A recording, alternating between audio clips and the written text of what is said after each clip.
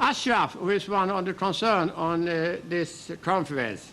But my concern is, how can people do, as you will see, murder innocent people like they do in Russia, having tanks driving over human being? How could that happen again and again? We ask each other sometimes, where is the humanity among people? The situation in Ashram is urgent. They are under a medical blockade since the beginning of 2009, with restrictions on medicine. The situation is alarming, as Iraqi forces are still battle-ready in the camp, stationed with their armored vehicles. Amnesty International has warned Iraq of using violence against members of the residents of camp areas. You have gathered today at a time when the bodies of 35 Ashraf martyrs of the April 8 massacre have not yet been buried.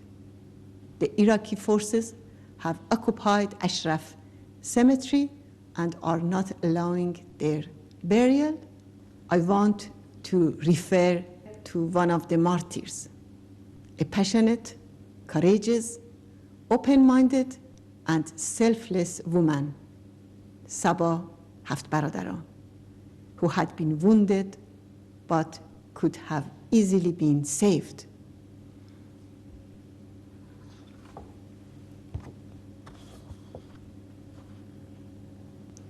In her last moments, Saba, who could hardly breathe, said, "We are standing to the end."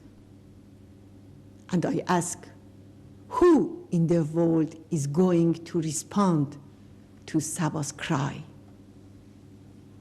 I also want to tell you, distinguished Swedish parliamentarians and personalities, about Hanif Kafai. He was educated in Stockholm and a Swedish citizen. He was a brave young man, passionate for Iran's freedom. He died by a bullet. So I ask, for which crime was he murdered?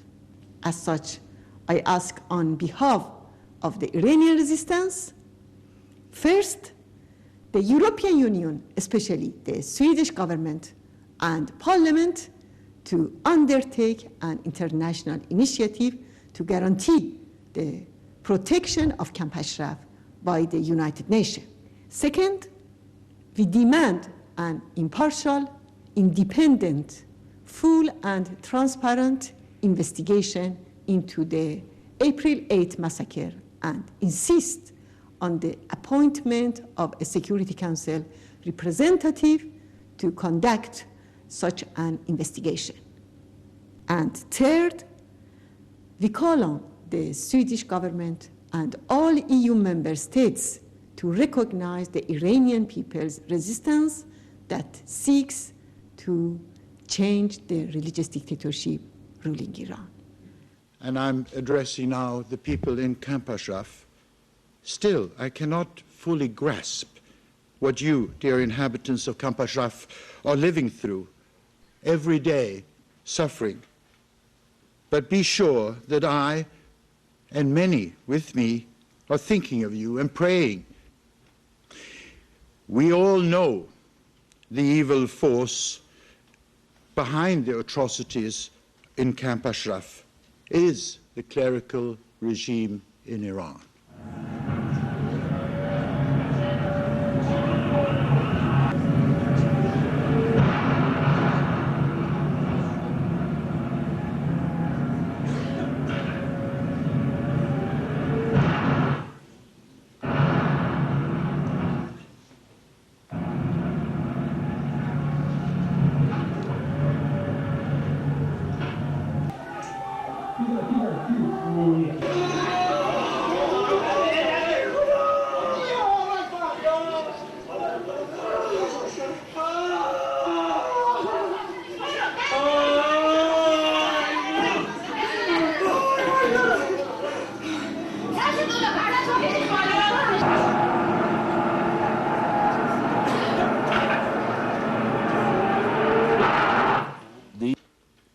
Iraqi government seized the opportunity when everybody was watching Libya and attacked the camp. As a professional soldier, I feel ashamed for such deeds committed in military uniform. It is certainly in bright contrast to any military ethics. The duty of a soldier is to protect civilians, not to slaughter them. Nothing is more cowardice than to kill defenseless people. I am convinced all my colleagues in the Nordic countries share this opinion. Our foreign minister, on behalf of the Icelandic government and people, issued a statement on April 11 on the situation in Camp Ashraf, voicing deep concern over reports of violence against civilians. The Icelandic government further raised concerns over reports that the Iraqi authorities had prevented humanitarian aid from getting to civilians wounded in the fighting. The government appealed to the Iraqi authorities to fully obey international humanitarian law and to ensure that humanitarian assistance is received by those who need it. And I'm not sure whether the Foreign Minister of Iceland had seen this video. I'm sure if he had seen it, he would have used even stronger language. What we saw was a disgrace, a barbaric attack on innocent people, and a massacre. Let me add that, in my view, the United States have a particular responsibility with respect to Camp Ashraf, given the history of their involvement in Iraq since 2003. The Obama administration must meet its moral obligations with respect to Camp Ashraf. We should also ask that the United Nations Commissioner for Human Rights take action with respect to Camp Ashraf and do her utmost to prevent another bloodshed from occurring. I'm glad to see how your organization envisages the role of women in a future Iran. I believe that in this spirit, you and the movement for democratic change in Iran will prevail. My party, the Social Democratic Party of Sweden, has also been taking a part of this and have condemned the Iraqi massacre on Camp Ashraf. I think it's important to say that we actually have taken this stand. And we saw this horrible movie. Actually, it deeply touched my heart because, and I saw that many of you also were very touched when we saw this movie. We have a situation in Camp Ashraf that is, we can't tolerate that anymore. The important issue is to say that we stand up for human rights. We stand up for a democratic development in Iran. We stand up for the inhabitants of Camp Ashraf that is being massacred by the Iraqi army. And that is why I also call on the Swedish government today to actually take a stand. To take a stand here. För snart en månad sedan, den 8 april, blev Camp Ashraf attackerad. Det kom ut i världspressen, det kom även till Sverige och jag blev väldigt ledsen den kvällen. Det var en fruktansvärd händelse som hela världen borde reagerat emot ordentligt.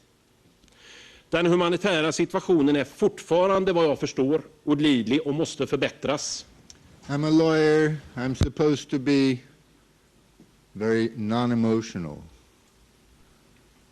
But when I saw this video today,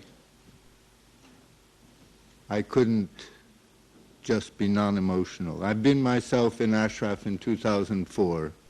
I recognize this place. I recognize these people.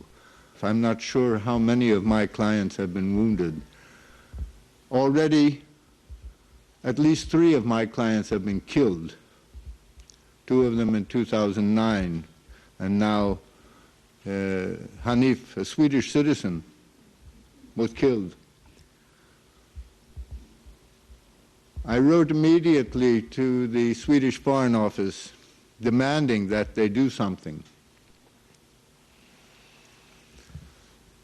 Who are these people that we saw on this video?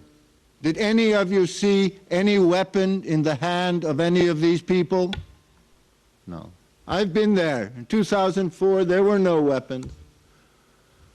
People's Mujahideen has been in Ashraf since 1986. It's a long time. They are all refugees in one way or another from Iran. They are all, in addition, after the agreement with the United States military forces in Iraq, protected persons according to the Fourth Geneva Convention. This convention is crystal clear. You may not attack these people. You may not imprison these people. You may not deprive them of medical treatment. You may not deprive them of food, clothing, shelter. And you may not move them. There is no excuse, no legal explanation or excuse for the actions of the Iraqi military against protected persons, unarmed civilians in Camp Ashraf. I agree completely with many speakers here who have mentioned the International Criminal Court, which has been set up under the auspices of the United Nations. And if you read the statutes of this convention, it's quite clear that there are people, starting at the top in Iraq, who are guilty of crimes against humanity and possibly also of war crimes because they are responsible for this attack on unarmed civilians protected by the Fourth Geneva Convention. And they should be tried for that. The crime is a crime. And this protection of unarmed civilians against a government attacking a civilian population should be extended to the residents of Camp Ashraf. This is reasonable. We have 35 people dead and 350 additional casualties. This is enough. The United States of America has troops still in Iraq today, and I say that the United States of America should send those troops to Ashraf and throw out the Iraqis out of Ashraf.